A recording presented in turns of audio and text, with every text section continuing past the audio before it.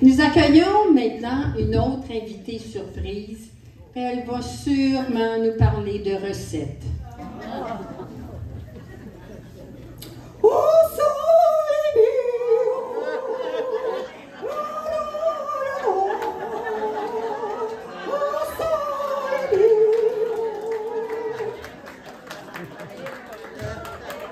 Bonjour. Je suis probablement la sœur la plus distipée au monde, mais ça me fait plaisir. Merci encore à Carole et puis à Micheline de m'avoir invitée. Vous savez bien que moi, je suis ici pour vous donner une recette. Ça, c'est clair. Sœur Angèle, vous avez tout compris. J'ai des petites couettes, là, mais ça, c'est pas grave. Hein? On l'a dit tantôt que les soitiers, on peut faire des gaffes, on peut se tromper, puis c'est pas grave. Aujourd'hui, je vous donne une recette inédite. Une recette inédite parce que je vais vous montrer ce que j'ai appris en 40 ans en vivant en communauté. Moi, je compare un peu la communauté avec une résidence. Parce qu'en communauté, tu rentres là, puis tu connais pas personne, puis ils ont tous des caractères différents, puis ils ont toutes des habitudes, puis là, c'est comme si on manquait de temps à tout le monde. Alors, je pense que les résidences, ça se ressemble un petit peu. Alors, c'est pour ça que moi, je veux vous dire ce qu'on peut apprendre à vivre en résidence. Je me trompe pas quand je vous dis que moi, ça fait 60 ans que je vis en communauté. Alors, voulez-tu une expérience? Oui, madame. Alors, quand on vit en résidence, on apprend, je vais vous dire ce qu'on apprend, OK? Puis après ça, je vous donnerai une recette. Mais il faut que je me dépêche parce que vous savez, je suis un peu comme la Marthe Laverdière. Là, moi, quand je prends le plancher, je ne le lâche plus. Alors, c'est apprendre à partager son quotidien avec plusieurs personnes. C'est accepter aussi l'évidence qu'autant de résidents, autant de caractères, c'est bien évident.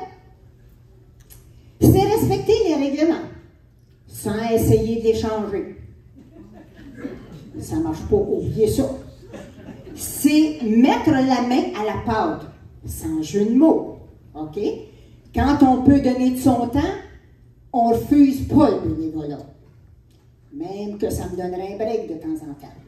C'est profiter et s'enrichir au maximum des expériences diverses que chacun d'entre nous on a. Parce qu'ici, il y a des notaires, il y a des docteurs, il y a des infirmières, il y a des mopologues, il y a des sociologues, il y a toutes sortes de monde. C'est de se permettre de profiter de la vie. Le temps qu'on peut encore. Parce que vous, comme moi, on sait bien qu'à 85 ans, moi je suis rendue à 85, là, et puis je vais vous dire, j'en ai pas mal moins à faire que j'en ai fait. C'est bien évident. C'est en restant actif qu'on garde la santé. Ça a l'air de rien, mais c'est ça. Quand on se sent pas bien, on reste chez nous. Puis là, ce qui arrive, c'est que le petit hamster, il tourne. Puis là, on pense, puis on pense, puis on pense. Puis là, on n'est plus malade, puis on n'est plus malade. Si on se change les idées et qu'on participe, ça ne veut pas dire que vous allez avoir moins de mal. Ça veut juste dire que vous allez oublier votre hamster. Là, vous connaissez, je parle, mais là, il va falloir que je vous donne ma recette. Puis je l'ai renommée, parce que cette recette-là, elle existe. Mais je l'ai renommée pour le plaisir d'être au Céva. Ici, ma recette, je l'ai appelée « Savorir ». Alors, vous allez casser dans un bol, un grand bol, 2 de vos frustrations dans le bol.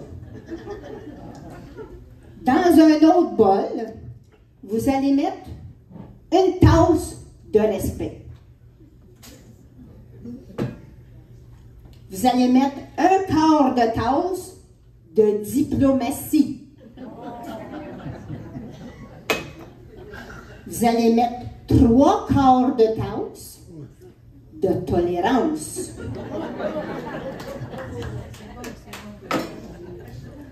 Vous allez mettre une demi-tasse de bienveillance. Il faut être bienveillant les uns envers les autres, mais je dois reconnaître que chez Céva, j'ai des bons commentaires.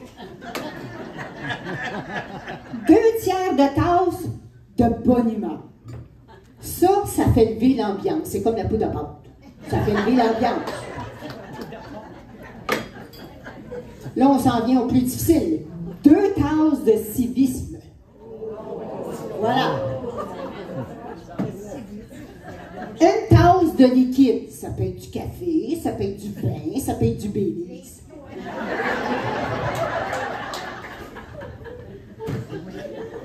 Là, vous ajoutez les 2 premiers ingrédients, nos 2 frustrations. Vous les ajoutez au petit mélange sec. Là, vous brassez. Mais vous y donnez la claque. Vous brassez pas mal. Une fois que tout ça est brassé, vous allez laisser macérer. Vous savez c'est quoi macérer, hein? Vous allez le garder, vous n'allez pas l'oublier. Vous allez laisser macérer le plus longtemps que vous pourrez et vous obtiendrez un savory qui va se conserver longtemps. Et il va vous garder heureux et en santé plus longtemps. On m'a dit que de sentir le bon pain, ça sentait la vie. Ici, vous êtes chanceux, vous avez un chef en or, Pierre. Et puis là, je dois mentionner aussi Cassandra, parce que, vous savez, j'ai oublié mon kit, mon grand chapeau blanc, etc.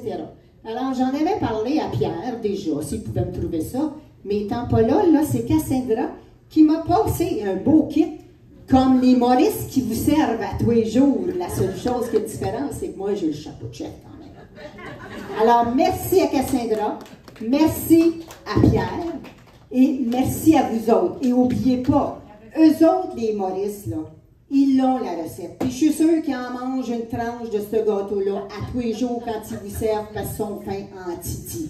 C'est ce qu'on m'a dit. Alors, merci de m'avoir écouté.